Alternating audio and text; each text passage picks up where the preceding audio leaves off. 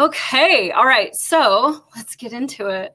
I see people in the chat. The chat's going to be super fun tonight because it's all full of violence and rioting and all kinds of craziness. Okay. I am so excited to have you here. I am Molly. I was a detective for LAPD. I did over a decade there. I'm safely in the Midwest now.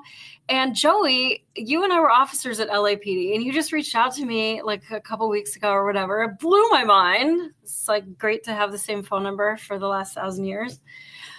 So I would tell me your life story. So we'll get into everything, but that's what we're going to talk about is LAPD and you and riots and all kinds of stuff.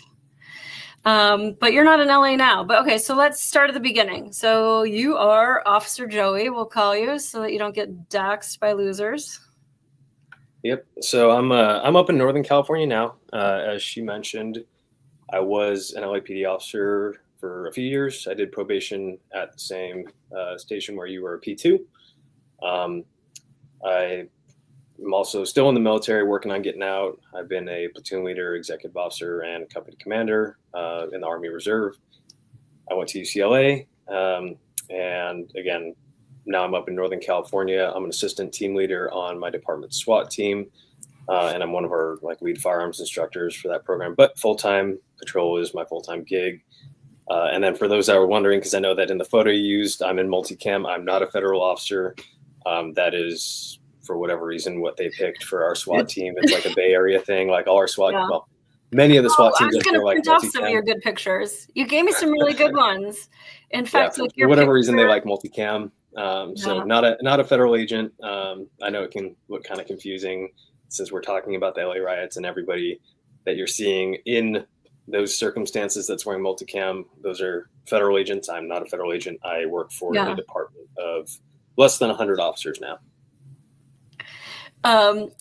So Ben's in the chat and he called you an official badass. And then Becky Lou, who's so funny, says, I'm sure he was not one of your drag queen friends, but he would make a beautiful drag queen with some cheekbones, handsome guy. So it's so exciting to me because now, cause we haven't seen each other in 2013, I think was the last I saw you. And we were both working West Latte. We'll get into the reputation of that division.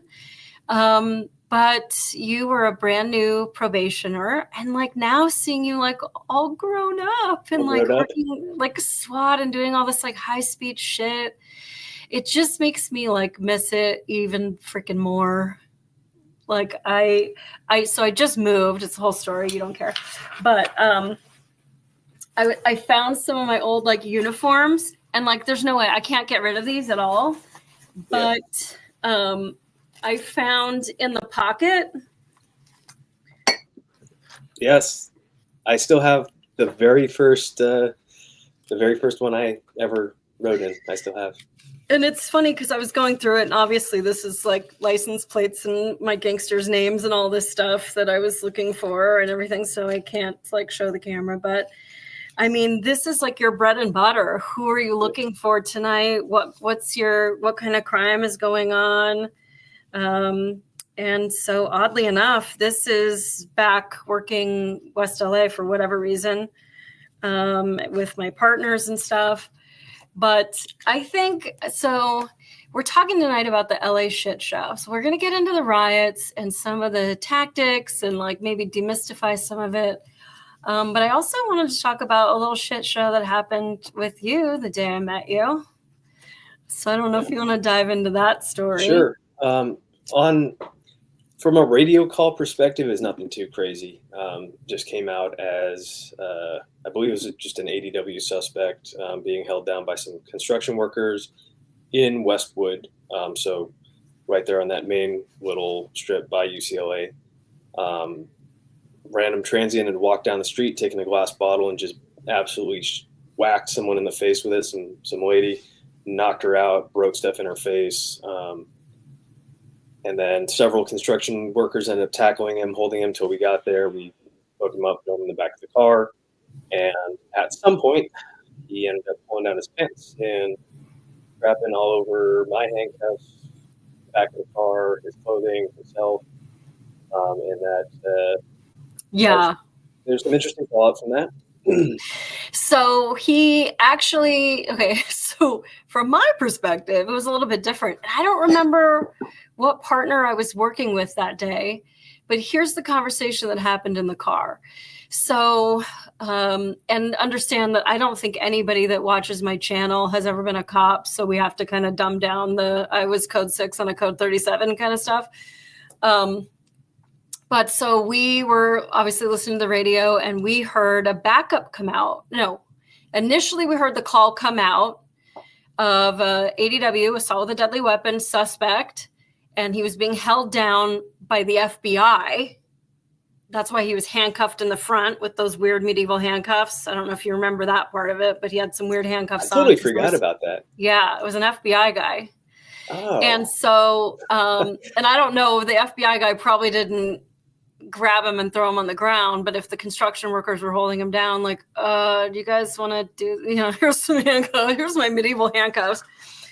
And so we are not going to dime your training officer out, but I've had to work with them and we'll just call them the training officer. So that neither one of us gets sued. And this whole conversation is totally allegedly, and we're just making it up. But they were known for starting a lot of fights. And so there were a lot of officers that didn't want to go to her calls because the department looks at your uses of force. And understand that West LA, there's 21 divisions for the city of Los Angeles, and West LA is one of the more peaceful ones, although they're the highest in burglary, and they do have gang members, and they do have crime. The vast majority of people are pretty much getting along.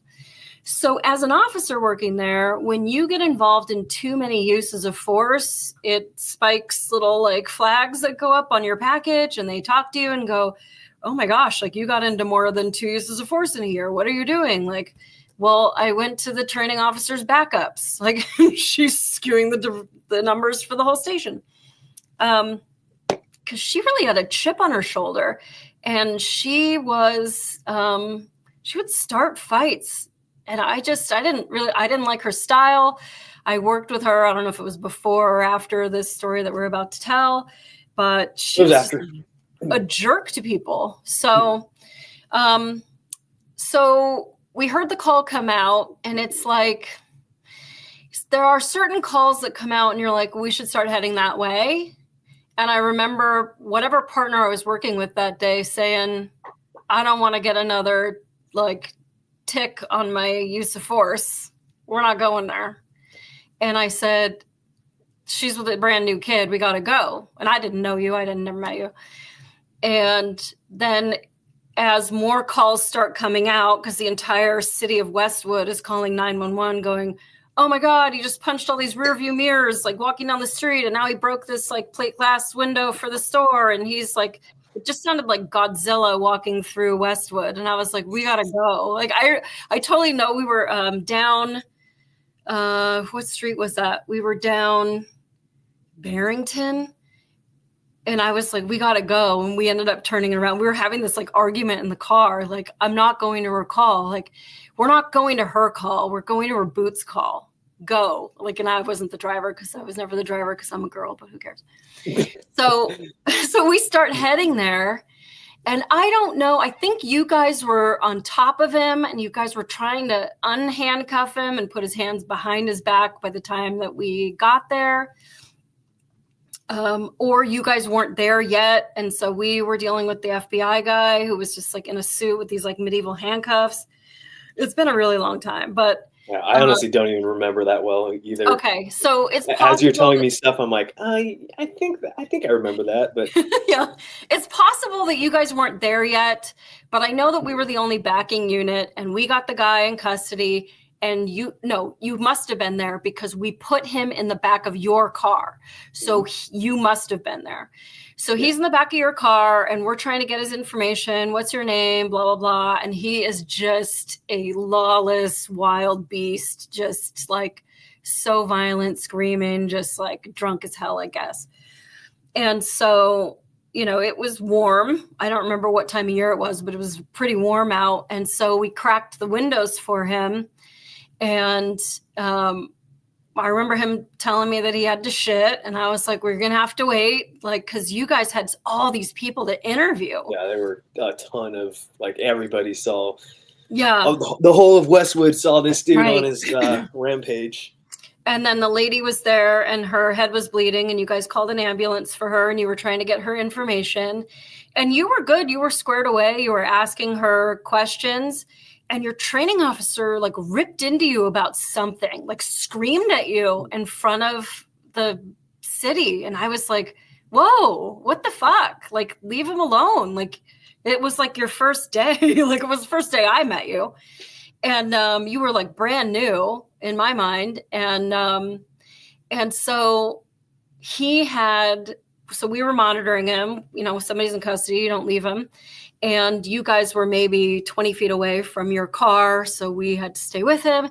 And I just remember, like, he was kind of thin and he was wiry. And so even though he's handcuffed behind his back, he shit himself in the car. And I don't know how he did it, but he was like reaching down in there and wiping it all over the inside of your car.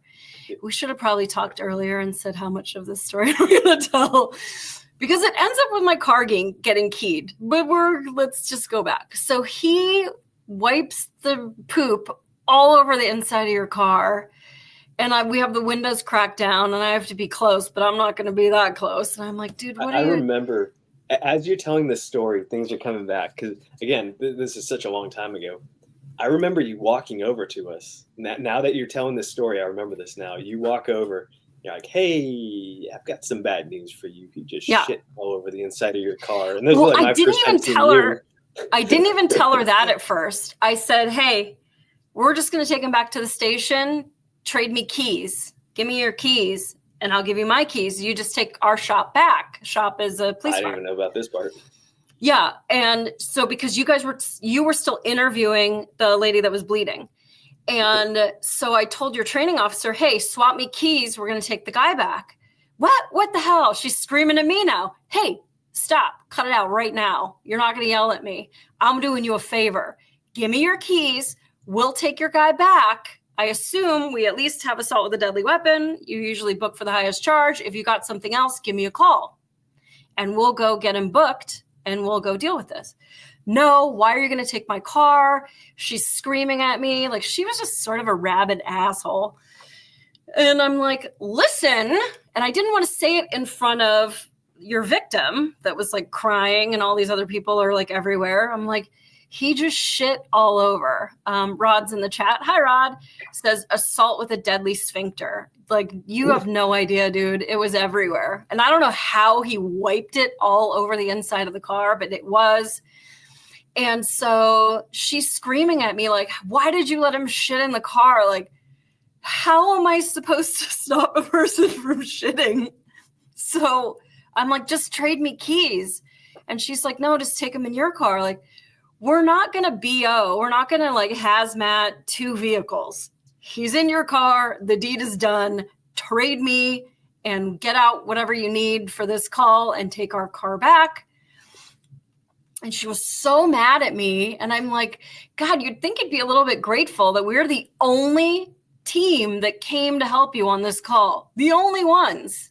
And you obviously have a lot of people to interview, and there's a lot of crimes to add in your report and everything. And, you know, numbers to get when it comes to how much is your window worth, sir, and everything. But she was not happy. So we get him back to the station. And I told my partner, go in and get the watch commander to come out, because there's no way we're walking this situation into the station to stink it up. The watch commander is going to be real pissed off that some guy who shit himself is now going to come into the station, and now there's going to be so much more to clean up. And so my partner's just like gone. I don't know where he went. And I'm sitting out there, and we're both hot. Me and this guy are both like super hot. You're arrestee.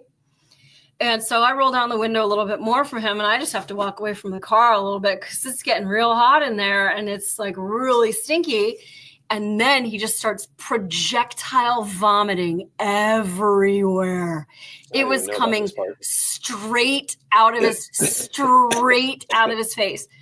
So I'm like, oh God. So then I call him an ambulance.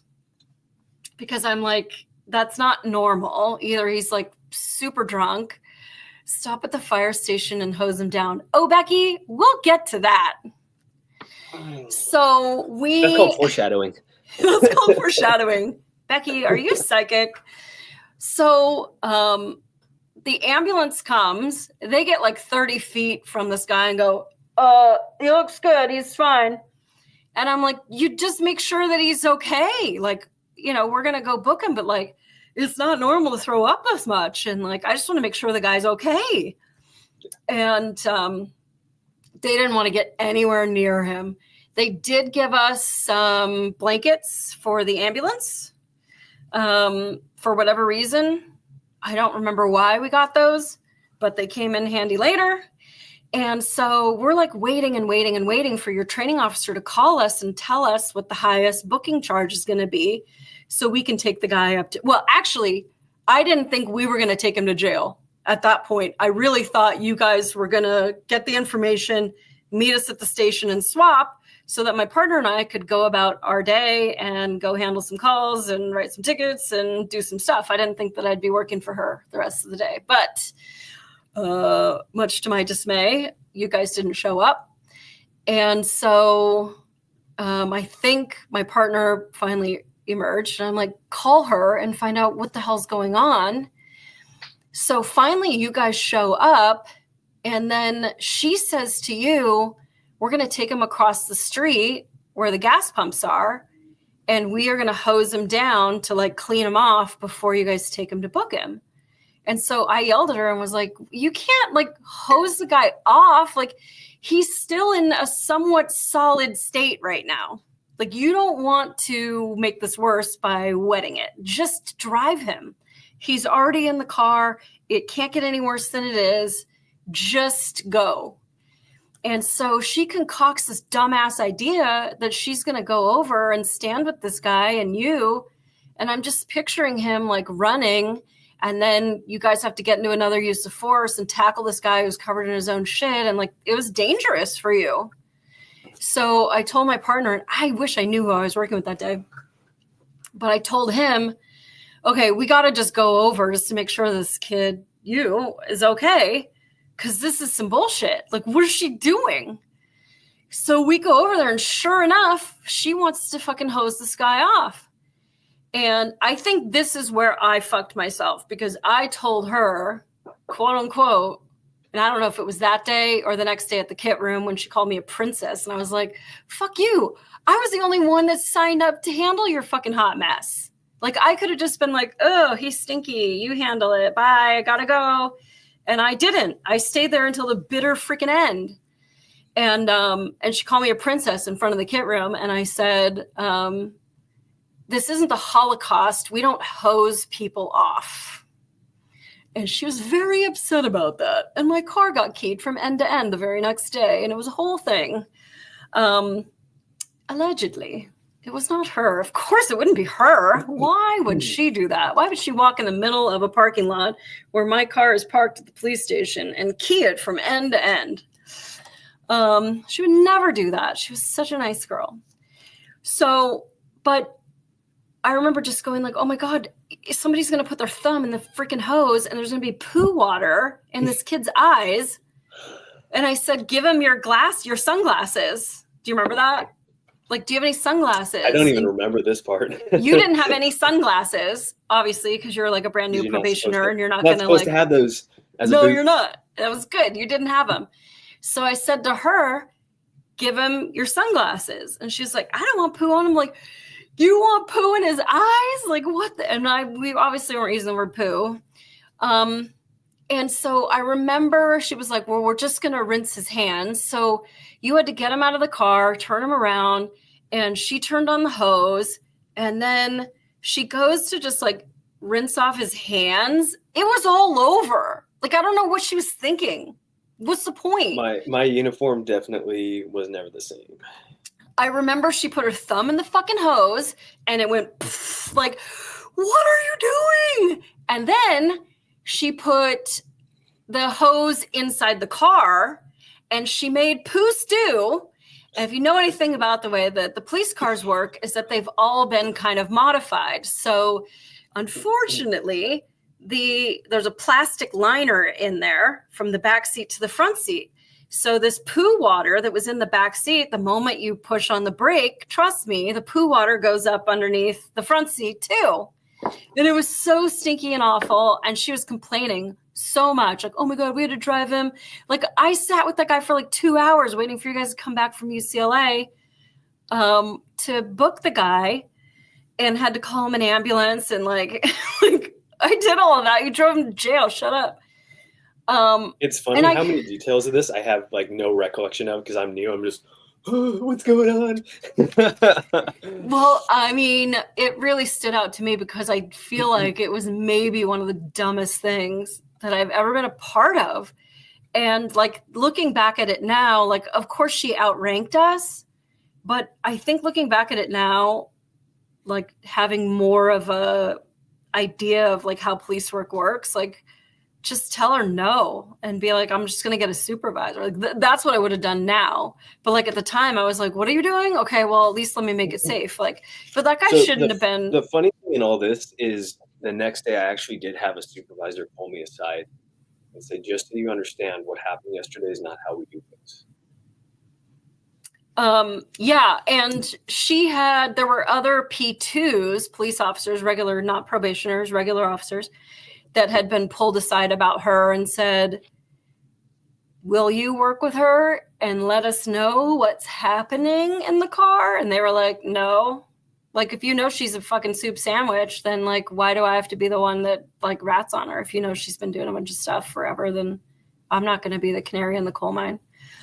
And who knows, she's probably a lieutenant someplace now. So she had a way of promoting. It's called suing the department.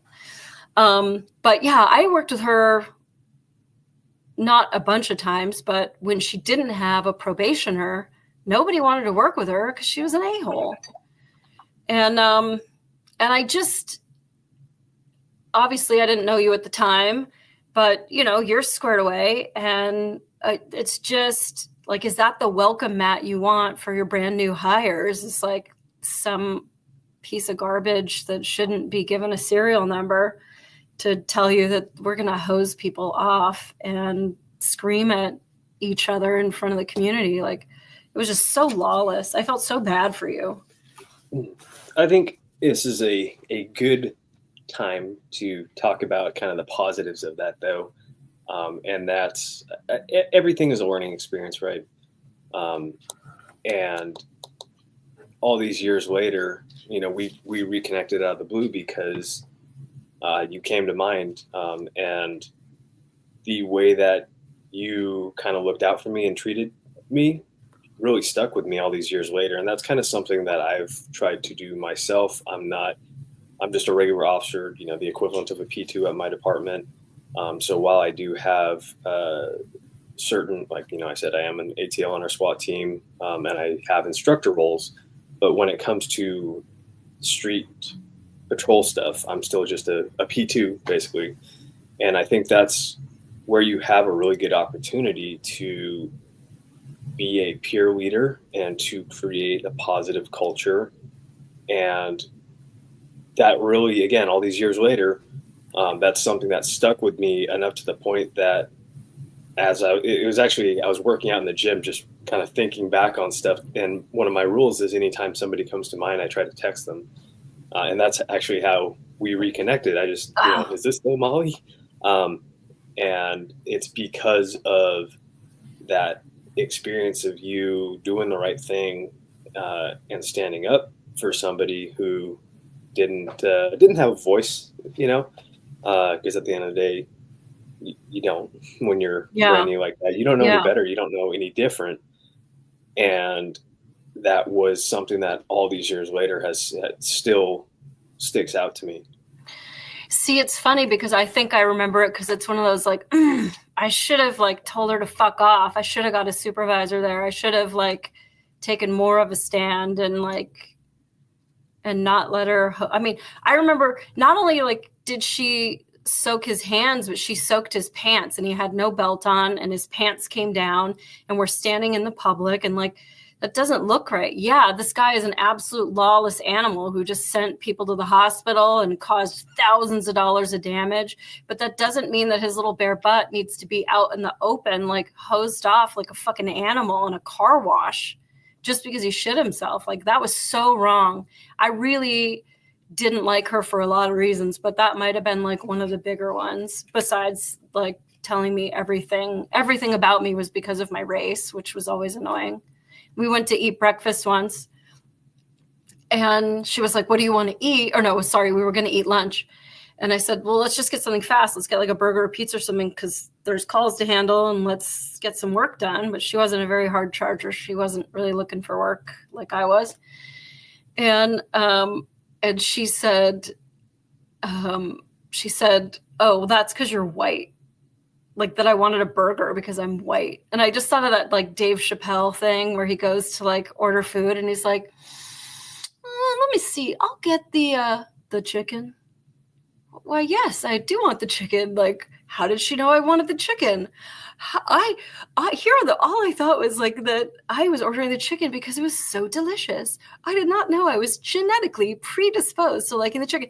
And that's just how I felt about her telling me that I wanted a burger because I'm white. Like, it's fast and it tastes good, and let's just move on and like work. And then we would go to eat, and I would order, because I'm just like an unapologetic human garbage disposal. And so we would go to like Denny's or something, and she would get like the egg white omelet with extra spinach or something, and be like, can I get French toast? And like, she'll have the egg white. No, I won't. You're not ordering for me. Like, you're not my mommy. Like, I'll have the French toast. Thanks. Yeah, she was just like, it wasn't even just work. It was just interacting with other humans. Like, she just wasn't a nice person. And it's so interesting. But you got 3 training officers, because I got one. I actually had 4. Oh, you had 4. Just the way things worked out. Because usually you have one training officer for 2 deployment periods. For those that don't know, the deployment period is a 28-day cycle that LAPD uses for their scheduling and planning. So usually you get 2. This particular FTO was the only one that I had for 2 deployment periods. And then just by luck of the draw, everyone else I was only with for 1 because of vacation and whatnot. So I had 4 total. So what were your other training officers like? Did they make you want to stay? Because I was like, that's that kid's last day. He's not coming back. No, so I will say this, the next FTO I was with, he was actually one of the FTOs that was, prior to my time, obviously fired for the Maglite incident, and he sued and got his job back. So now you know who I'm talking about. I don't, but I don't. We'll get off of it. Okay. But he actually basically said, like, hey, I'm expecting us to have a little bit of a learning curve, and we'll get through it. Because you were with her? That is what he said, yes. Yeah. So I had him and then a couple other training officers. I think overall, I was treated pretty well. I don't really have any complaints with the other training officers that I had. All good people that, you know, were developing me as an officer. They were fair in their evaluations. Didn't have any other issues. So, how was training different at your department that you're at now? Did you get like training officers? Yes. So, and that's an interesting thing.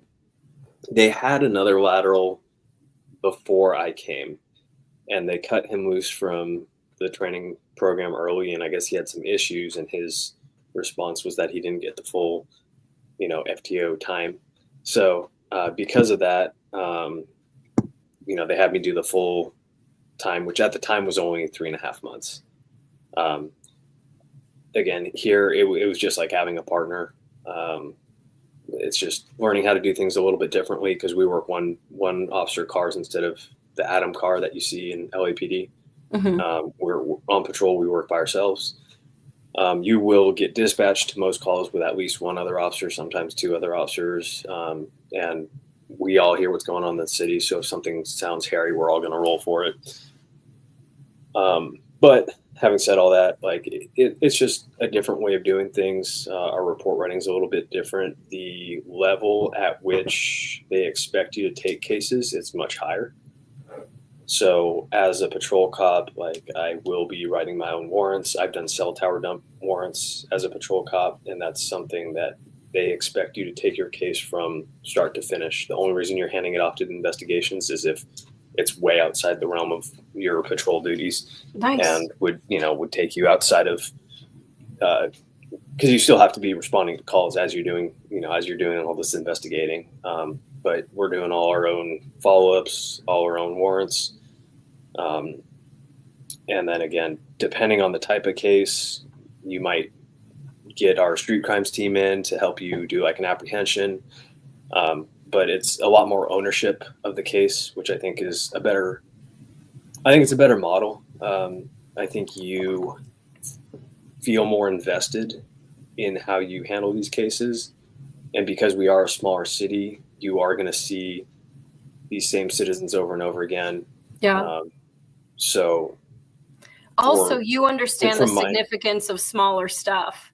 Exactly. Because I made detective with LAPD, and it's like, so I'm getting the case, but the officers would sometimes write a really like short report with just the facts. So when I go serve the search warrant, I don't understand the significance of a lime green sock that I find. And so you would, because you've talked to the victim. Exactly. Yeah. And I think little things like, so I remember in West LA, we had that one guy that would go around and do fingerprinting, like after your burglaries. Yeah. But he wouldn't show up for, because he had a log that he had to get through. So it would be a few weeks after. And there's really not a reasonable expectation that evidence will be preserved. Yeah. Especially if it's like a burglary of a residence, like that person has to live there while they're waiting these few weeks. So of course you're not going to find anything of evidentiary value 2, 3, 4 weeks after the fact, right? So here, like even something like that, like you're going to do your own fingerprinting, you're going to do your own evidence collecting. If it's something really, really high profile, like our detectives will help out, but you as the primary patrol officer are still going to write the initial report. And if it's something like, 3 people getting shot, detectives will take the case over and do all their own stuff after that. But the initial response is all on that patrol officer. That's really cool, but it's also a lot of hats to have to wear. And we were talking before the stream about writing speeding tickets and how bullshit they are when you have to go to court over them. So, as long as you're proficient in all of that, I just wouldn't want a case to get thrown out because how many fingerprints have you done, Officer Joey? And how long was your training for fingerprints? And do you call yourself an expert? And how do you know whatever? Like I could just see it getting scrutinized on the stand. Whereas unfortunately, even though he had a huge backlog, but you remember the LAPD got busted because there were all kinds of rape cases that were getting cleared because they were outside the statute of limitations because nobody had run the DNA. And like, that's unacceptable. At the point where you start getting scared, you need to go to the community and go, listen, we have victims. We need more money. We need more bodies. We need to tactically redeploy people, especially like LAPD, especially now after the 2020 unrest, and we'll get into riots, but especially after that, when people started finding a reason to go inside and like, oh, I think my knee is hurting a lot more than it used to. And like people started finding these bean counting jobs. They should have found a bunch of people and trained them up to get them to do DNA so they could start processing this stuff. Maybe you can't be sitting there at the centrifuge with the little, eyedropper, but you could write the report or handle this, or like there's something that you could do to facilitate this and make it go faster. And that was wrong. I mean, Like, you think about all the cases that a single DR number, report number, is somebody's like worst day ever, and for that to just get washed because you don't have enough people or she's going to take a lunch break, like, totally unacceptable. Yeah, and that's kind of the trade-off, right? So me as a SWAT collateral duty SWAT position, so we're a part-time team. We train twice a month, and then whatever emergency deployments we have or whatever high-risk search warrants we serve, we're not going to be as good as D platoon, right? We're not going to be as good as SEB because they do that. That is all they do all the time, right? However, you do have higher levels of proficiency at certain tasks that are out with regular patrol. So pretty much all of our patrol staffing has a SWAT guy on it. Pretty much all our shifts have a CSI that if it's something where I'm like, oh, this could be something a little bit bigger than just whatever, I can call that person up real quick. Hey, will you process this for me? So that way, hey, you've been to the training, you have that certification. If this turns into something where this is some mass whatever or serial criminal, you have that higher level of training experience. So it is a double-edged sword because, same thing with firearms. I'm not as good as like the LAPD firearms unit because they're on the range all the time. I'm there, depending on the month, maybe 1 or 2 weeks out of the month, which is a lot for a patrol guy. That's a ton for a patrol guy, but that's not my full-time gig. But because of that, on patrol, you do have higher experience levels than somebody that, most of your LAPD patrol teams, it's just patrol. They don't have any additional skills, if you will. And not to say that they're not good at stuff. It's just they haven't been to all these extra trainings. Yeah, there are some people that just want to see the man and do what they're told, and they're not looking for extra work or looking for extra, looking to promote, looking for expertise. I think that's kind of what's exciting about the job. The job is all about people, and even with your coworkers, like, there's just so many different kinds of people that are drawn to the job. I mean, like, I was a shitty punk rocker, and like, here you are, an army man, and like, we get to work together and we do different things. And I loved the job, but I don't think even on my best I would ever be as tactical as you coming out of the Army as a brand new boot, like having all that experience before you came to LAPD. But, hopefully I didn't get anyone hurt. And like I told you, I got another text message after you, and like, you don't even know that guy really, and he didn't know that you reached out to me. And it was just so weird that like I'm on people's mind and they're like reaching out to me. And you should read that text. You should read it. What do you now? Yeah, do it. You don't have to put their name out, but I think it goes back to what we were talking about earlier, where you do have the ability to like positively impact the trajectory of someone's career by how you treat them. You're going to be surprised for people to hear that. Well, I mean, it was, I don't know. I think, now I'm getting all uncomfortable. I think I was always like that person, but I think given that job, like you have a lot more leeway to be the kind of person that you want to be the kind of officer that you want to be. I had 3 very different training officers too. And I think it's good because then you get out and you decide what kind of officer you want to be when you're in charge of the car. And, as much as your training officer, your first training officer, is a pile of garbage I wouldn't invite to my funeral, I think that there is a place for her because it gives you a really bad example of what you don't want to be and what you want to foster in others when you start getting in charge of others, and how, what shaped you.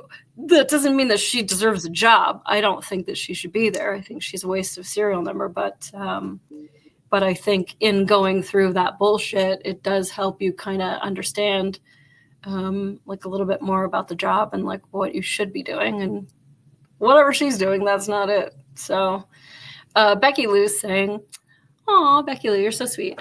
Molly seems to be to truly be one who does the right thing, even if no one's watching, she likely doesn't give a shit what people think. I definitely don't. Ben says she's like Batman without the money or the suit or the car or the gadgets, you know, or like any of that, or the murdered parents or the, you know, any of it.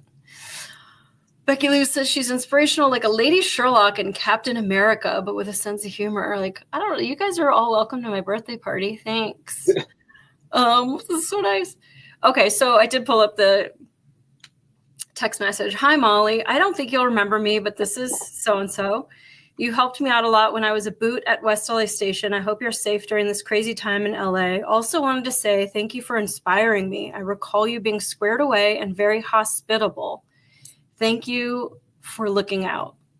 And like, I think it was just, you know, I didn't really know you and I didn't really know that guy either, but that's just, I don't know. It was so emotional for me to get that because one, it was my favorite job I've ever had. It gave me a lot of purpose. And to see that you guys gave a shit like really meant a lot.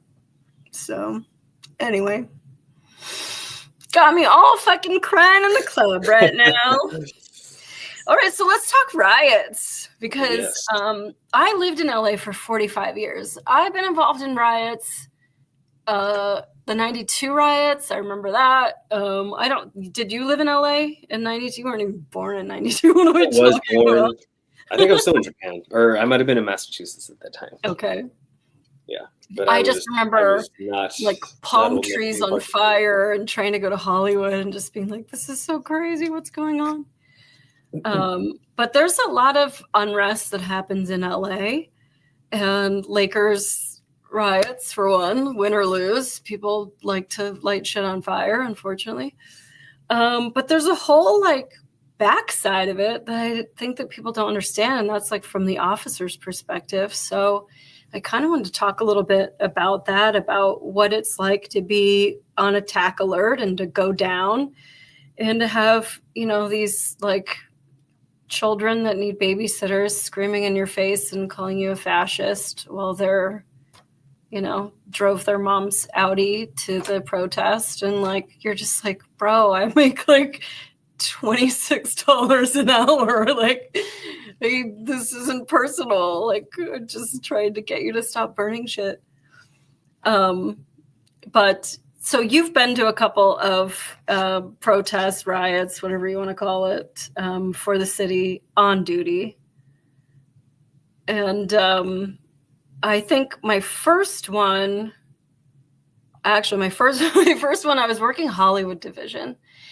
And when you're going to the riot, you've got all your gear on. And like, I already don't bend in half anyway, because boys' belts go around your hips and girls' belts go around our armpits. So there's not a whole lot to be like bending.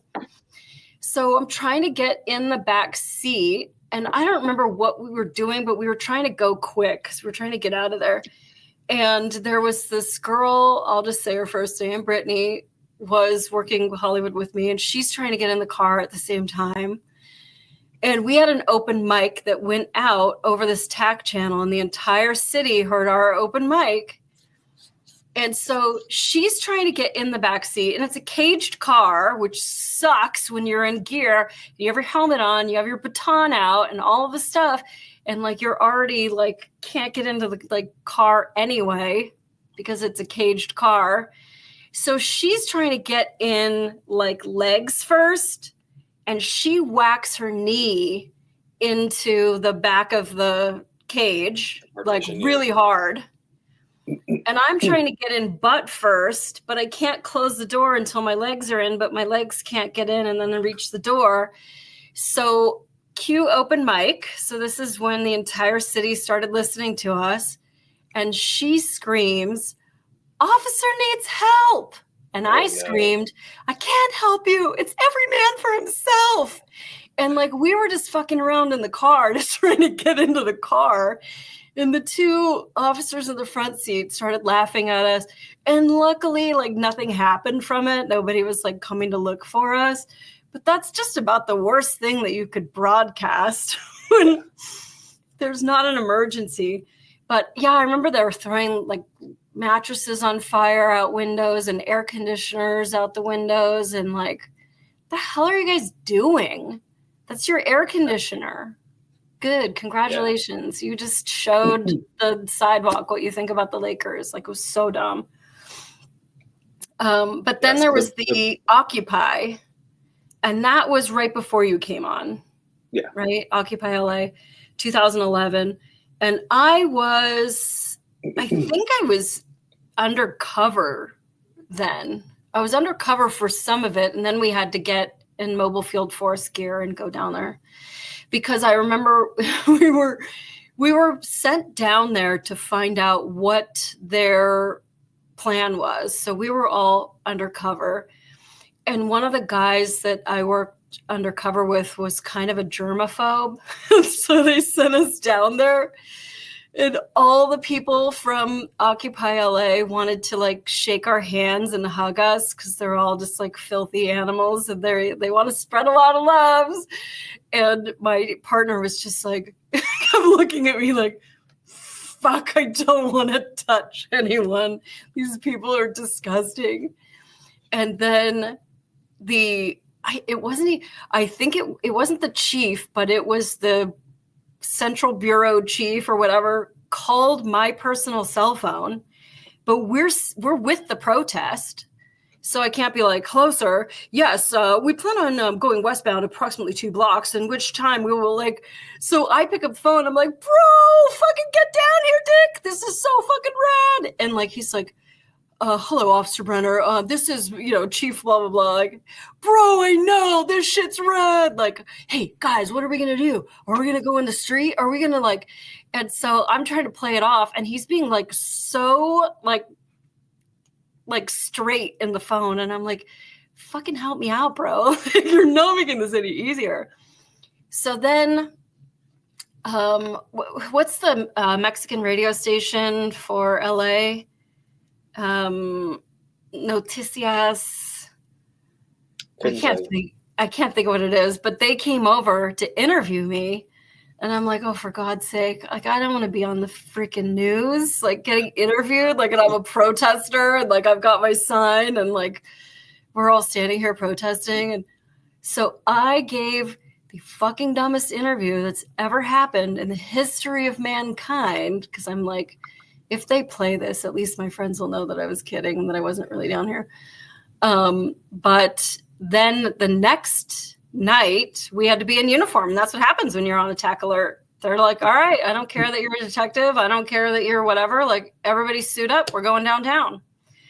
And so they threw us in front of the headquarters of the police station, which is wherever it is, downtown. And it's everybody was across the street in the park area. And I mean, this place, my mom was messaging me and she was like, I don't understand. How come these officers aren't fighting back? Oh, and we did get some questions sent to us today from a very nice viewer who emailed me. And you can email me too at mollysleuth@gmail.com. So we'll get into these questions about riots. But essentially, we were there. Do you remember Paul Duran? He was a training officer that worked. So he was in charge of us. Oh, do you have a good Paul Duran story? No, I just fond memories of. Yeah, he was a nice. Working the front desk with him for a DP. Yeah, he was good. So he was in charge of us going downtown. And the city told us not to put our ballistic helmets on because it looks aggressive. Yes. And they had made, these Occupy LA protesters had built a geodesic dome out of bamboo. And that particular night, they were taking it apart and sharpening each one of the stems of the geodesic dome into I've seen this one before. And they were going to chuck it at us. And one of the officers had already gotten hit in the head with a tomato or something, and like a rotten tomato. They had bags of piss and poo that they were like saving to throw at us. Like, I get paid $26 an hour. Like, It's like, you're going to throw this at me because of what? Because you want rent to go down? So you're going to throw your piss at another human being and that's going to make your rent go down? Logic isn't really their strong point. But so anyway, they're sharpening these fucking spears on the sidewalk. And Paul Duran totally went to bat for us and said, you cannot tell us not to wear protective gear. Everybody, helmets on. And I was just like, my fucking hero, dude, thank you. Like, because they were throwing stuff at us. And you can't put your helmet on faster than a spear flies through the fucking air. So the city does have this track record of trying to make it look so like, oh, we're just here to monitor. And like, but like sometimes there's just a lot of lawlessness going down. And there was a lot of lawlessness. Do you remember the mayor, that stupid idiot, Tony Villar? He had put those porta potties in, and then there were all these sexual assaults going on in the porta potties, and all kinds of crime, and people doing drugs, and then people beating each other up because this porta potty is now my apartment and you guys can't use it. And so for all the bathrooms that went into the city hall lawn, which had to be replaced, I think the lawn cost $25 million, if I remember correctly. And so there was just the hepatitis. So we're standing in line and everybody's like screaming in your face, calling you a fascist and all this stuff. And it's like, dude, if you saw me at the grocery store, you'd think I was the coolest person ever. Like, you hate this uniform. Like, you're so biased that just because I'm like in work mode that you hate another human being. Like, and you guys are all about like love and all this shit. Like, you guys are fools. So they wanted to send all the hazmat guys into the park to start clearing it out. So they put us on a line to get everybody to rush out of the park and get in our faces and start screaming at us and blowing smoke in our faces and shit. And it's like, this is what my mom was asking me, like, why do you guys take it? And I think that was one of the questions that we got also is, what is the limit that has to be reached before you tackle their asses to the ground? And I think a lot of it is just dependent on what your orders are. And our orders are to really just hold the line, and that's it, and suck it up. So my own experiences with civil unrest, we'll call it, most of it came from 2020. Obviously, in Northern California, all these cities are right next to each other. It's not like LA where it's a huge sprawling city and there's all these different geographic divisions and all these resources to pull from. With us, it's all these smaller cities that are all kind of close to each other, and then all these big cities. So oftentimes we'll end up going to the bigger cities to help out. And like you said, it depends on the situation and the circumstances. We do have a crowd management team, which everyone on SWAT got kind of tapped to do. And generally speaking, it's not a good idea to again, it depends, but you don't really want to break your ranks to go to try to tackle someone. Yeah. If you've identified somebody that needs to be arrested, generally there's a very specific plan. They'll send a small team out, kind of circle that person, arrest them, and then pull them back together. You don't want to have you never want to have a one-on-one situation. And again, my experience might be slightly different from a lot of people, a lot of officers' riot experiences. I did get shot at. I actually did get hit with a ricochet. So a couple went past my ear. I could hear the wind coming off of it, and the one that got me was a skip round. And fortunately, I was wearing hard knuckle gloves. The round hit the cement in front of me, hit my glove, knocked my baton out of my hand. But as the story was told through the rumor mill over and over again, by the time it got back to our people, because we were in a different city when it happened, it went from Joey got hit with a ricochet in the hand to Joey got shot in the head. So we get back to our city because we're trying to put out the fires, so to speak.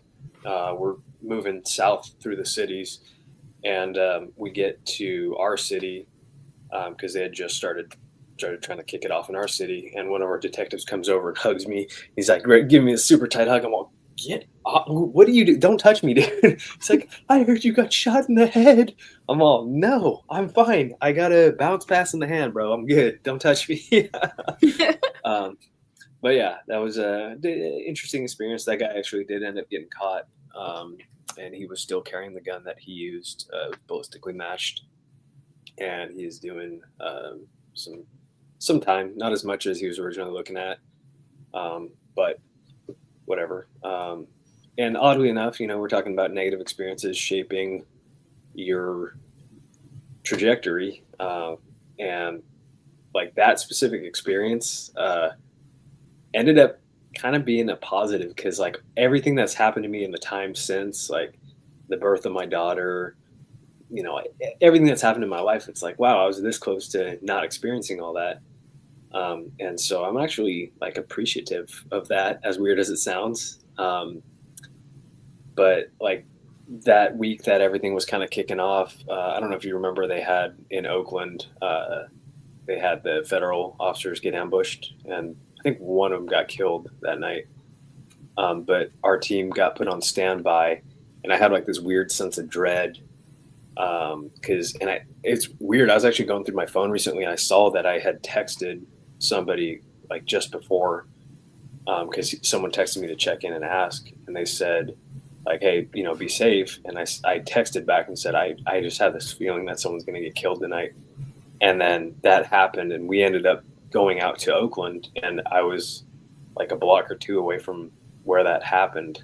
So it was kind of weird. But then the other weird thing about that was like right after it happened, I was like, as bad as it sounded, I was relieved because I was like, I know it's not going to be me. And then obviously the shooting happened a few days later.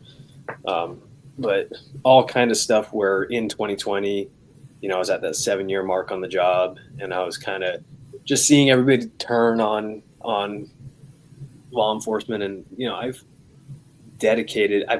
really dedicated my heart and soul into like serving the people in my community and seeing all these people saying all this stuff. And then it kind of put me in a negative spiral. And then and obviously there was all the stuff from COVID going on. So everyone was kind of isolated as is and taken to social media and the internet as their outlets. But then being out with our team for a couple weeks, it ended up like making me a really positive person, just like being, at work all through the night, being with the team, being hopped up on energy drinks and junk food. It ended up being a good thing, and it snapped me out of that negative downward spiral.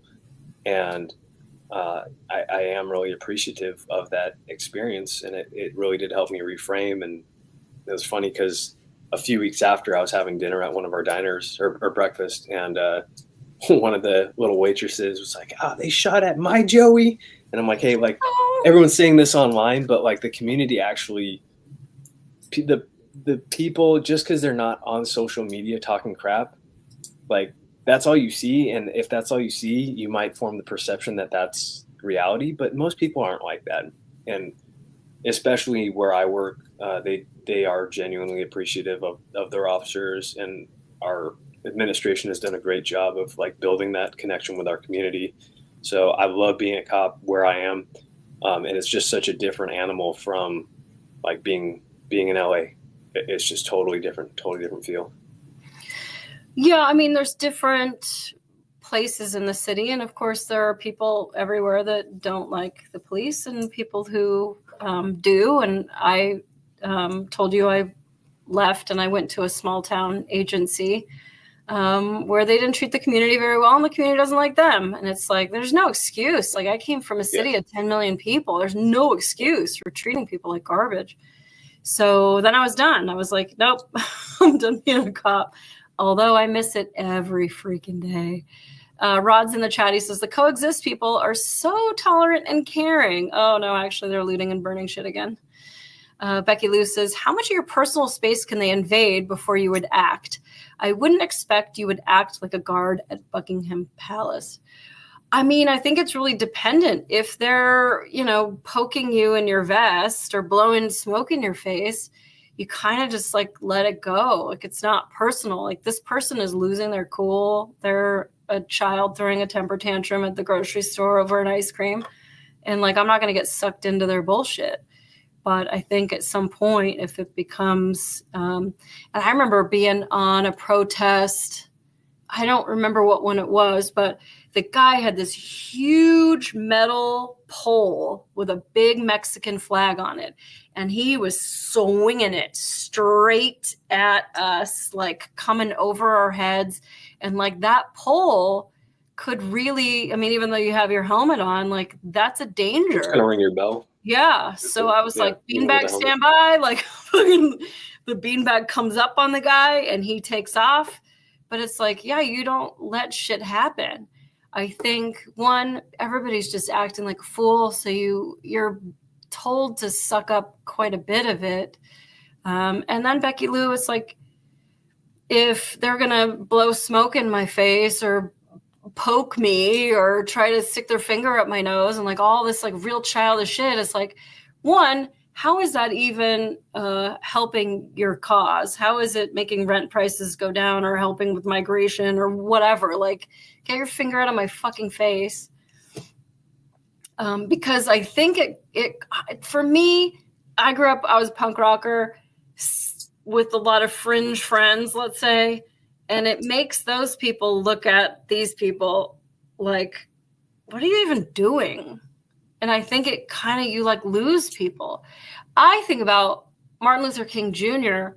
walking down the street with ladies with white gloves on and men with suits and hats, and they changed the fucking world. And now you look at these people who are just like, putting shrapnel and fireworks and throwing rocks at cop cars. And it's like, God, we've really just turned into animals. But yeah, do you want to get fired over, pushing somebody with a baton? No, that said, when you're really in the thick of it and you're getting used as a force and you're getting what they call stick time, and afterwards you just turn to your supervisor and go, I think I hit like a dozen people. I know one of them had a pink shirt. And they're like, okay, like that's it. You don't have to do a whole report on what each person did because it's chaos. Yeah. And obviously with body cam now, since everyone's wearing body cam, like it's a little bit different from like when you started and when I started, because we didn't have body cameras when I started either. It was just, hey, you say like, I think I did this many, but now everything is going to be reviewed. Everything is filmed now. If you're a police officer and you think you're going to get away with you're in a sea of anonymous blue, it's not like that. Yeah. You need to be really intelligent about how you use force. You need to be and everybody's filming you even without your body camera and different angles. Obviously, we know from Derek Chauvin, different angles can change the world. Yeah. And I'll just to add, I mentioned briefly 2020. I'm very proud of our team, how they handled themselves. I never saw any of our guys use force on somebody who was not actively involved in criminal actions. Because obviously we've all seen all kinds of footage of indiscriminate uses of force, which I'm not okay with. And if you're a police officer, you shouldn't be okay with. People do have the right to peacefully protest, to make their voice heard. And the reality is with a lot of these situations, a lot of the people are just, they're upset.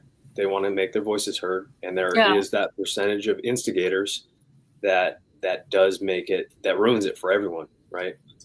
But I do want to, back to 2020, like our guys did the right thing. Even when we're being shot at, like incredible restraint shown. And I'm proud of the guys that I was with and how they handled themselves. Mm-hmm.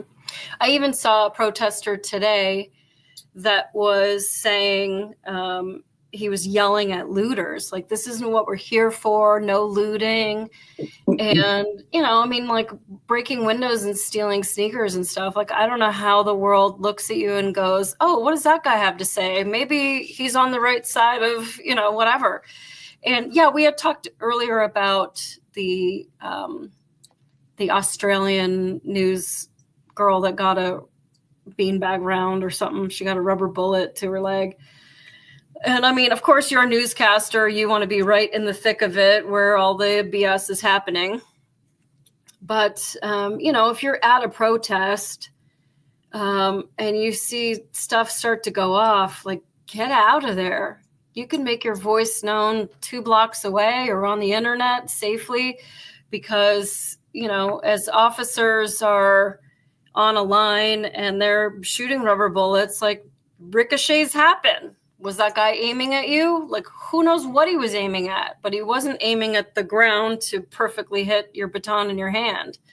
So things happen and you want to get out of there. If you want to protest, cool. But once things start to go off, like accidents happen and you don't want to be there, whether it's, one of your people flying a flag that hits you in the head or you get hit by a rubber bullet meant for somebody else. And I mean, I don't know. I've never been at a protest except for being a police officer, so I couldn't tell you what it's like to want to be in a cop's face. That just doesn't seem like any way to solve anything. But I think there's an interesting dynamic, though, that happens throughout the day. Like what I saw in Oakland specifically, you had, like, earlier in the day, you would have a lot of, like, people had their kids out there with them. You had, like, your influencer types that were out there, like, taking selfies with the police line behind them. And it was interesting to see the dynamic shift as it got closer to dark and how you could see, like, masks started appearing. yeah. You started just seeing a shift in who was out there and what they were doing. And obviously they had all kinds of people monitoring stuff, but you saw vehicles driving around, presumably dropping stuff off. Yeah, they just caught the guy from downtown that was giving out the face shields. My stupid thing is making me shorter and shorter, and I feel like I'm like, hello. Yeah, they just caught the guy that was what the charge on that is. It was something about civil unrest. It was conspiracy to commit civil unrest, I think, was the charge. It's probably not going to be in your pocket guide. Yeah, I would like to see more of that, because at face value, passing out face shields at a protest, arresting someone for that could seem pretty problematic. Yeah, I mean, I kind of just want to know who bought them. Like, where'd they come from? Yeah, because I understand those are pretty expensive. Yeah, they were new in the box too. And then did you see all those influencers talking about how they've been approached by the No Kings thing for $200 a day, come down, so that they're paying people to come down? $200 a day is $60 a mask. Thank you, Ben. Ben says $60 a mask. Oh, that's cheaper than I thought they were. But still, I wouldn't buy you a $60 mask. So I don't know why I would just show up with a truckload for, like, whoever wants to, like, jump in my trunk and get them. We did have a couple other questions from Nancy in the email. Do curfews really work and help control the protesters? Because you were talking about from moms to miscreants, how the demographic changes. I like the alliteration there. I feel like, because I was watching some of the live streaming that was going on out of LA this week, and then it would seem that this week, once they established the curfew and then it was enforced and they started pushing people out, I feel like maybe that helped, because I think we all expected LA to be a little bit more chaotic. And we're actually watching them push people out at that 8 o'clock mark, and it seemed like things were pretty peaceful. So I perhaps think it does. then I you don't know. kind of know that whoever's left, like the static is gone.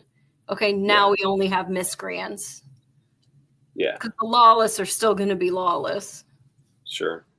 It's like gun control. When you tell everybody you're not allowed to have this, that, or the other, then like the gangsters still get them. So, but yeah, if you can get like, hey, good people, time to wrap it up so we can just focus on the miscreants, then it could help. But I mean, it's not going to make everything go away. In fact, there was a guy in the Palisades, and I potentially, allegedly, still have friends on the department that give me a little news here and there. But there were some fires being started on the other side of town to try to pull resources away from the protesters. So now it's like, I mean, you guys just saw what happened when the West Side burned, and now, people can die, and like that's worth it so that your shithead friends can go light cars on fire downtown. And personally, I feel upset because like I lived in Koreatown. I lived in Rampart Division Mm-hmm. for 17 and a half years. And for the mayor to say it's only 1 square mile of the city, like people live there. They Yeah, have taken out business loans to be able to sell some stupid clothes. Like it's still like where people are. You can't just say it's okay for the city to burn. That's still where yeah. people's homes are, and people have to go to work. Well, There's it's something funny. wrong. So you bringing this up is funny because I saw one of my friends posted a video that some gentleman recorded, and his claim was, "Oh, LA is totally peaceful and totally calm. Everything's hunky dory." And so he actually flew into LA, and he's like, "Yeah, I'm over here at Venice Beach, and everything looks normal. And oh, I'm over here." And he's in the middle of the day. I'm like, "Well, one." So he actually did, to his credit, he did go down to downtown LA. He flew his drone in that area, but it's the middle of the day. Like not much goes Mhm. on in the middle of the day when it comes to these civil unrest situations. But also to be at Venice Beach and use that as LA's totally fine because it's fine over here. It's like, my guy, that's like 45 minutes away. Yeah. Like that. And that's the thing. You can And find with the internet, you can always find examples to support your side of the argument. right. And his point was LA's not a war zone. And no, it's not a war zone, but there's definitely stuff going on that if I lived there, I wouldn't want Yeah. that. I don't want my children to be around that. Like, I don't want burning cars and vandalized businesses and rocks being thrown at other people, other human beings, regardless of who they are. Yeah, Um, you sent me a text message that the officers were being told, hey, make sure that you bring some food and stuff. But I remember during the 2020 riots that the officers that got all their cars burned up, like that's your war bag. That's like pictures of your kids. Forget your lunch. Like you buy a lot of stuff out of yeah, your own money yeah, to be able to proficiently do your job. And for people to light the car on fire and it costs you as a person, like you might look at this uniform and say that, I am some kind of figurehead for what is wrong in your life, but like you're a person with pictures of your family in your war bag and, stuff. yeah, So, yeah, and absolutely. I remember my friend taking a picture next to 187 LAPD, and that's just so terrifying to see that picture of that officer because one, I know them and I love them and I want them protected, and to know that people are graffitiing to just indiscriminately kill police officers is insanity. Whatever Yeah, your gripe in this world is, even if your gripe is LAPD.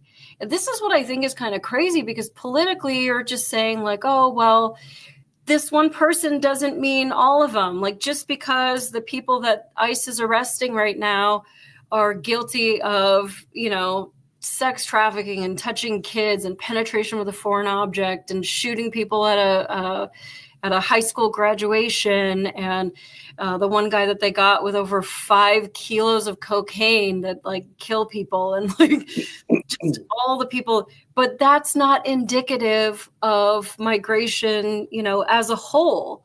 But then you're going to burn my car because I'm indicative of all law enforcement?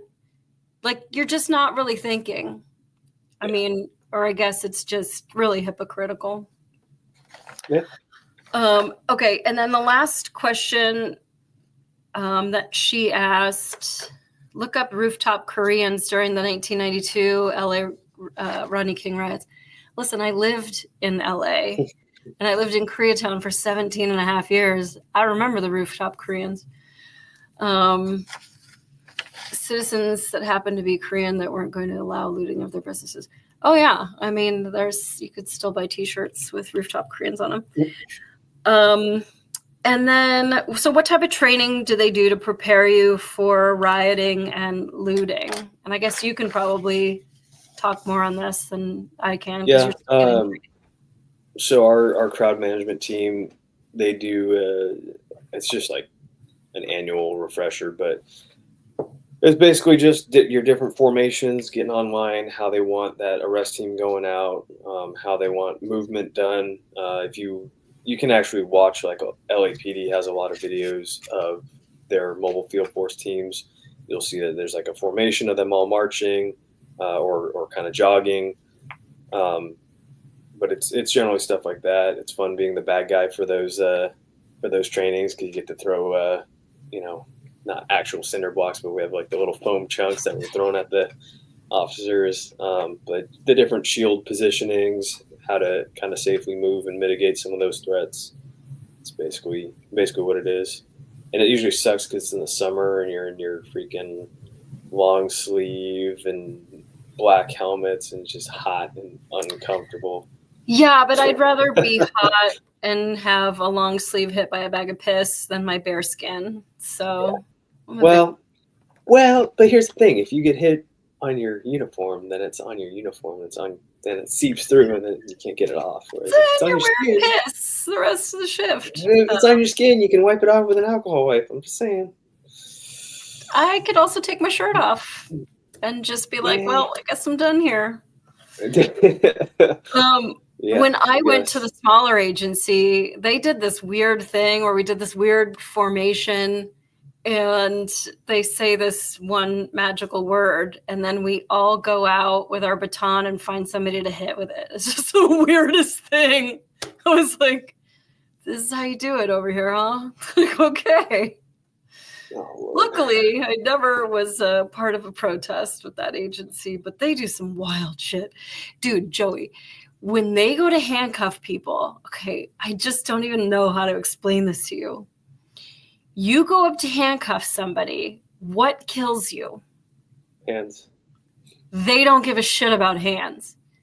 They walk up to you and they just grab your belt. Joey, what percentage of your arrestees have their pants at their waist with a nice solid belt to grab? You ever handcuff a naked person? You ever handcuff a lady in a dress? You ever handcuff a guy in 4 pairs of sweatpants? Yeah. So they grab the belt and then they tell you to put your hands behind your back. And I'm like, what the hell are you guys doing? Get their hands. I get that all you guys are like playing cop in the mat room and you're all wearing belts. So this is the idea that you guys have come up with. But like, have you ever arrested a naked guy? You ever arrested somebody that's like wearing a dress? What do you do there? Just put your fist at the small of their back because there's nothing to grab? Like, just crazy shit. Grab the hips. Grab the hips with both hands and then turn around and whack you in the face. You guys are going to the prom. Like, no. Oh, man. Are there anything, you don't have to dime out your agency now, but is there anything that your agency does right now that you look at LAPD and go, bro, why did they do it that way? I'm trying to think. So for example, the felony stop. If anyone's ever watched an LAPD felony stop, everybody's out of the car and there's like a diagonal row and everybody's laying on the ground. Um, and I like the way we do things a little better, which I think is kind of more of an industry standard of like pulling people out one at a time, cuff them, keep your problem small, deal with one problem at a time. When you have four people laid out diagonally and you have people moving up to deal with them and then people moving up to deal with the car, now you have a huge crossfire issue. If one of these people gets squirrely and then there's a problem in the car, now you have multiple problem sets and you have other people interspersed in there. So I think keeping the problem small, and obviously we don't have, like, you're not going to have an airship for us if you Yeah. are falling, whatever. So part of it is resources. We don't have 15 million cops jumping out of the woodwork for every high-risk stop. But also, I think it makes a lot more sense to deal with one problem at one problem at a time, and then you don't need people laying down in the middle of the street. And as I'm sure you're aware, there was that recent case law where officers did a high-risk felony stop on a car that they thought was maybe stolen that wasn't stolen, and that caused a whole debacle. You know what I'm talking about? Was it a Corvette? Was it recent? No, it was recent. Yeah, it was in the last year. No, It's actually kind of changed how we're doing. It's added like something that we're now calling investigative stops. I'm just drawing a blank right now, but I wrote a whole presentation for our department on it. But the way of dealing with that high-risk stop actually ended up, I think, making the officers lose qualified immunity. And now there's new case law that's kind of affected all of us. And again, it wasn't the right car. It was like two teenagers. One of the teenagers ended up peeing herself because she was scared.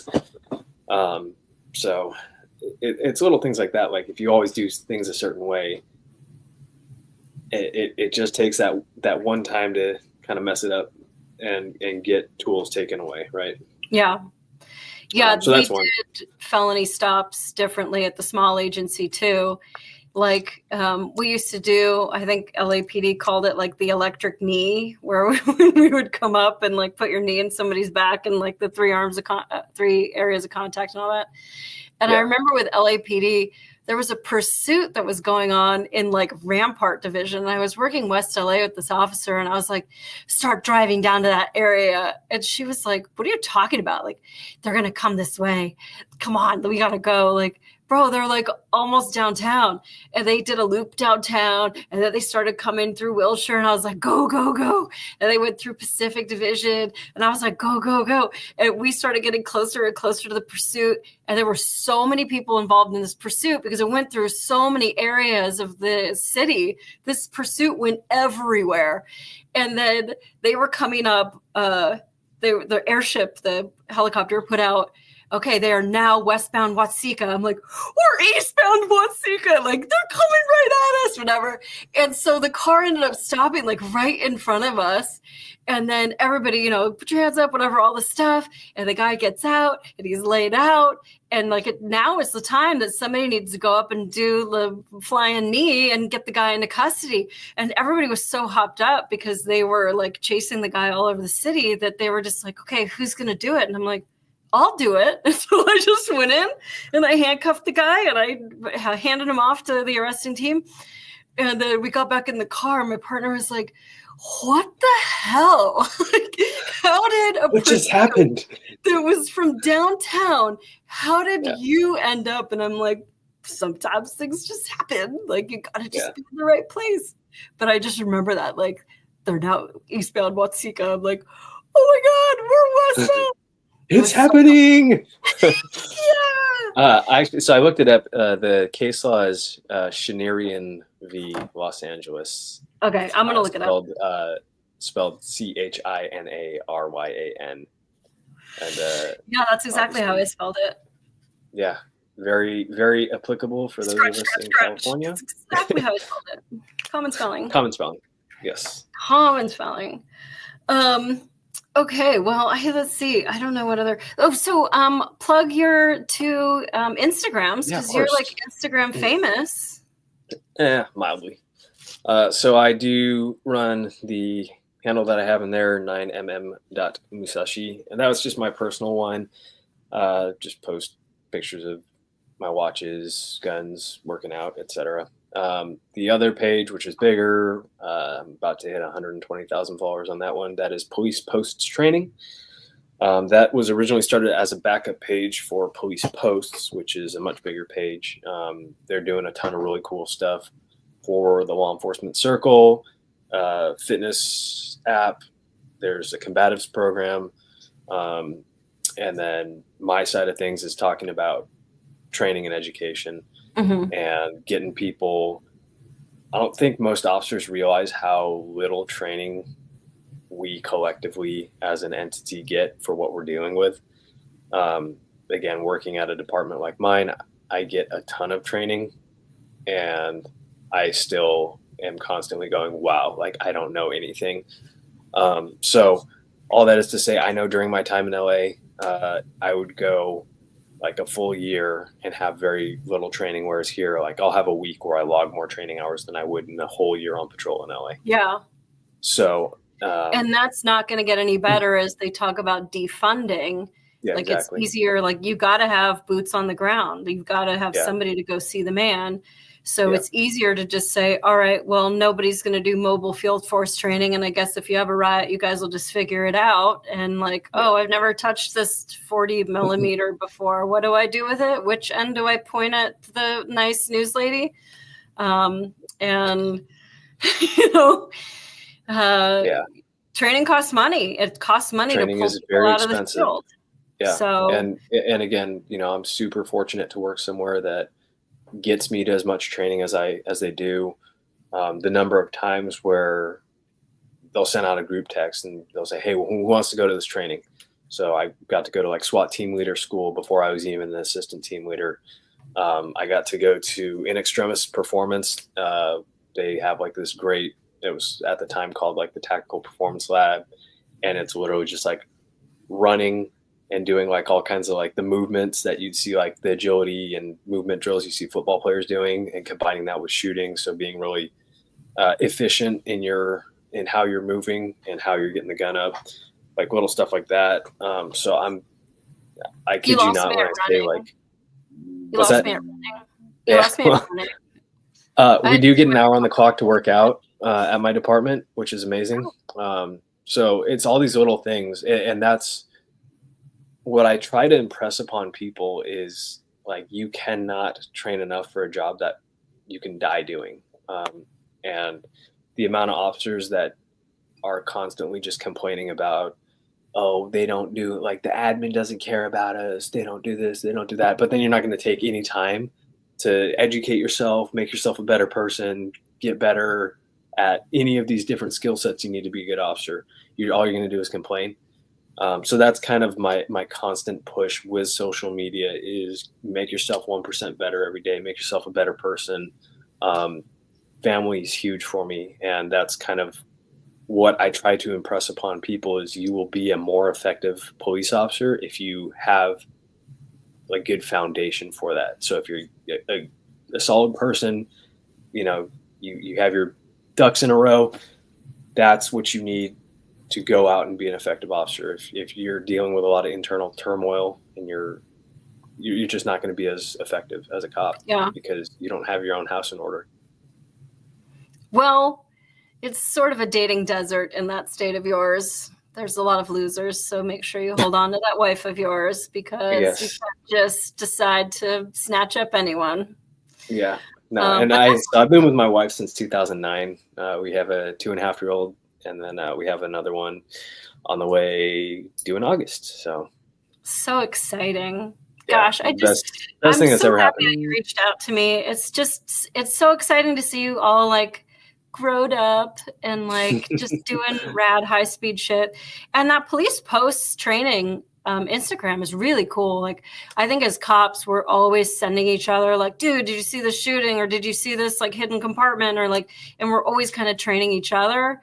And to have a collective of cache of videos to share with other people is it's a really good one. Even if you just and there's a lot of, I feel like one of the biggest problems with law enforcement is the mentality of I wasn't there. Like, I can't talk about it because I don't want to be Monday morning quarterbacking. Like, if you're not examining these situations and what ifing, and there's the whole like, oh, you can what if any situation to death. You can, but you are not really going to be dealing with stuff that other people haven't dealt with. Like, there are very few new problems. It's just new Mhm. people dealing with old problems. So let's get ahead of the curve as officers. Let's look at some different scenarios. Let's what if those. Let's battle, war game it a little Yeah. bit, make some contingencies, and that way, when you come across a similar situation, your brain's like, oh, I've seen this movie before. Like, I know what to do. Um, doesn't guarantee a perfect outcome, but I think it maximizes the chance of a more successful outcome Yeah. if you have done some type of planning, because that is a form of training, right? Even to go to detectives, and you guys file your own cases and stuff, but for LAPD, like there's a real division of like, you're a Yeah. paper fucker and I'm street tactics. But they never, like, sometimes officers don't get, like, how come I never got subpoenaed on that case?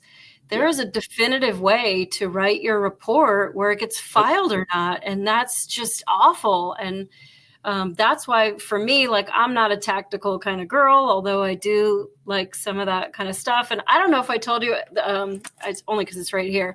I don't know if I ever talked to you about my patrol knife, Mm. but it's something that I shared with everyone that I would come across, because a lot of you guys come through the academy and you get these like Marine knife that says like 1 shot, 1 kill, and it's got the Punisher on it. And I'm like, I know that most of the time we just use these to like jimmy doors to like get into like radio calls. But Yeah. if your knife ever becomes exhibit A A piece of in a evidence. case, Yeah. you do not want something that says 1 shot, 1 kill. Like, so this is the knife that I've always carried. I've gotten millions of them over the years, but it's a firefighter knife, and it's got a seatbelt cutter and a glass breaker on it. This is a rescue knife. The fact that it ended up lodged in your client's eye is not what the intended purpose was. This is a rescue knife. It's a hero's knife. And I think a lot of like the new officers would be like, oh, it's firefighter knife. Like, that's the point, dude, because of how it looks later if something was to happen. And to think not just in terms of the tactics of the call, but how is this going to be a slam dunk? Like, what can I write in this report to make sure that it gets filed, to help this victim, to get this guy to actually go to jail this time, unlike every other time that I've seen him get arrested. And I think that it's a lot of hats to wear as an Yeah. officer. And like, it sounds like you're wearing all of them at your new agency. But it's important because bad things happen to really good people. And I think it's our job to try to do everything we can to make it as right as it can be after the Yeah. fact. But Yeah. thank you so much, Joey. Thank you for having me. I'm Yeah, glad you'll we have got to to come back on. reconnect. I know. I'm so glad that I have the same stupid phone number from 700 years ago. That's awesome. I don't know. I've got other notes about riot stuff, but nobody cares. So, well, kiss the family, and Of course, let's always. stay in touch. Please be safe and I will. don't take any shit. All right. Well, let's get out of. I'm about to play music, so I've got to take the YouTube off. Bye, YouTube. Okay. And make sure you go to Police Post Training on Instagram. Next week, I've got my old best friend from Hollywood Division on, and we're going to do a whole thing on sex crimes. Because it's the whole like Me Too generation, and how do you get out of somebody coming into your life 30 years later and saying that you touched them at a party. So we're going to talk about consent and a bunch of stuff like that. And I think it's going to be a pretty interesting and salacious show. So let's get